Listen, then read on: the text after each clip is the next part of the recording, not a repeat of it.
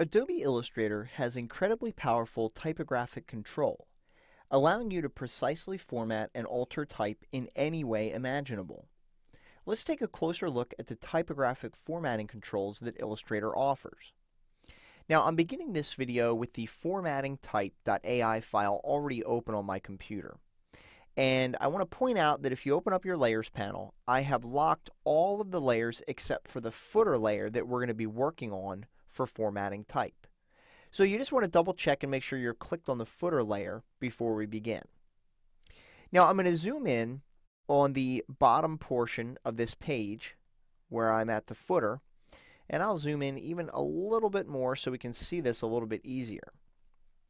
Now the first thing I want to do is I want to change the font. Now we have two basic formatting panels that we're going to be using, and that's the character panel and the paragraph panel.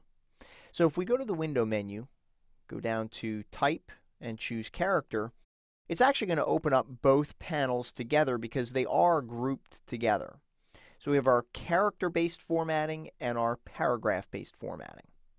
So I'm going to go ahead and start with our character-based formatting, and I can either switch to my type tool or I can simply double click on this text with my selection tool to switch over to the type tool. Now the first thing I'm going to do is select all of this text because I want to change the font that is applied. Now currently we have Myriad Pro applied, and I'm going to be using a different font, but if you don't have that font available, feel free to use any font of your choosing. Now the first thing I want to point out that's a new feature inside of the current version of Illustrator is how we find fonts. You'll notice that you can access your character panel up here in the control panel or here in the character panel as well. And we can of course click on the drop down menu and we can search through all of our fonts to find the one that we're looking for. But if you know what font you're going to use, it's a lot easier to simply start typing the name. Now if you look at this search button here, you click on that button, you'll see that we have two methods in which to search. We can do search first word only, which is a traditional method that Illustrator has used. So if I start typing HYP, it's going to filter to only show me the first font that it finds. However, if I click on this search button again and I choose search entire font name and I start typing HYP, you can see that it's filtering to show me all of the fonts that include those three characters. Just to show you, if I start typing MYR, it's going to show me all of the fonts that contain those characters. So I do want to use Hypatia Sans Pro, so I'm going to type HYP, and I'm going to use the black version here, and I'm going to apply that to my text. Now, the other thing we can do here, you will notice in the character panel, we do have quick access to the touch type tool, which we normally would have to access over here in my tools panel. So I'm going to keep this text selected, and we've changed our font, and I want to change the point size as well. Now I actually have two different point sizes that I want to use here. So this first word, the shopping, we're going to make that 14 points. So we can go ahead and pick that from the list. And I'm going to go ahead and make the letting 18. So I'll go ahead and choose that as well. That looks pretty good.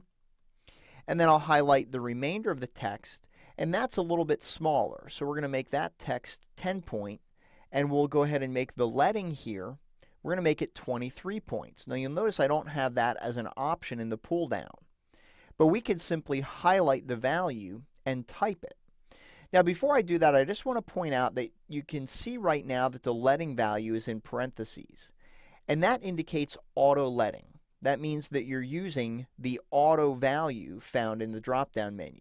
And it just basically means that the letting is going to change along with the point size. You'll see as I change the point size, the letting updates as well.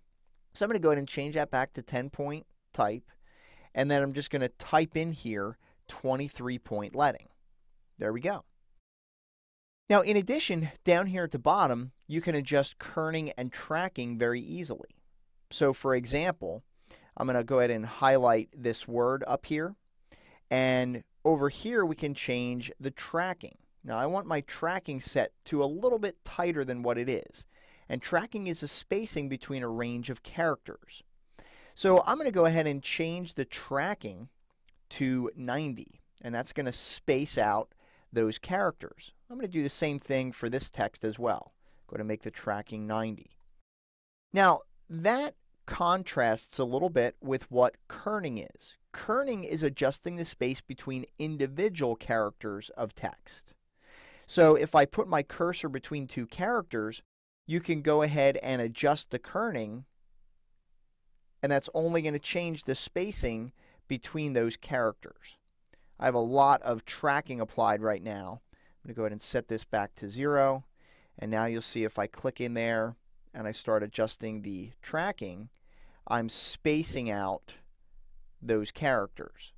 Now you can also use a keyboard shortcut, which is Option or Alt, left and right arrow key on your keyboard, and that will also adjust the kerning and the tracking as well. The difference is whether you have your cursor inserted or you have a range of text selected. So I'm going to go ahead and select all of this again. Let's reset the kerning. I'm going to go ahead and click on the drop down and choose Optical. And then for the tracking, let's go ahead and set that to 90. That way all of our type is consistent. I should also point out that you can adjust the point size of your font by using a keyboard shortcut, Shift Command on Mac or Shift Control on Windows, and the greater than and less than keys on your keyboard. So it's an easy way for you to adjust the point size. And then the leading is Option or Alt up and down arrow key. So if you wanted to change your leading, you can do that as well. So I'm going to go ahead and just make sure that my text is still set to 14/18. That looks good. Now, we do have more options in the character panel. If you click on this double arrow, we can see that we have additional options here. So I'm actually going to highlight this first word.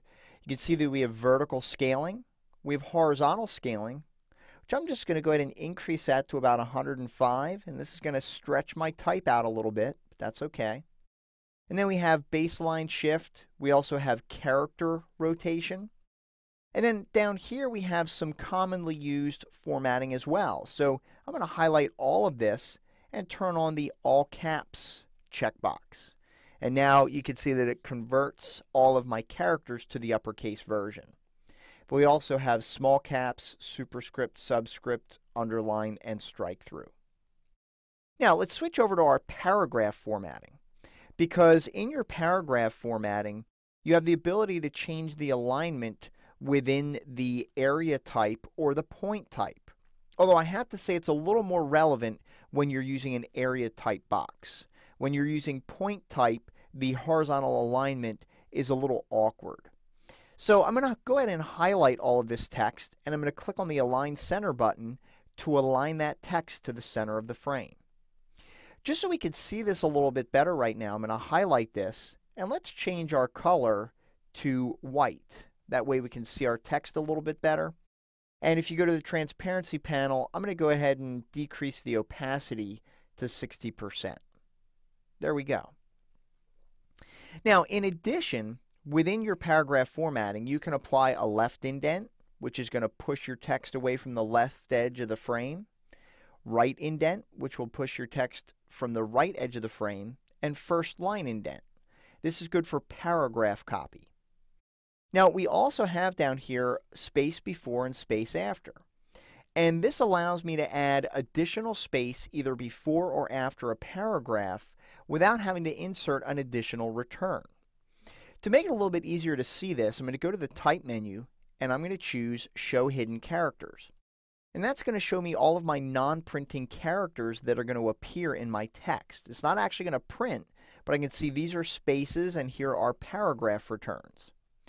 So with my cursor clicked inside of Shopping right here, I'm going to go ahead and increase my space after. I'm just going to add a little bit of additional space here. I'm going to add 3 points. So you'll notice as I increase this, I'm pushing this text down because I'm adding space after this paragraph, which is what this character is indicating.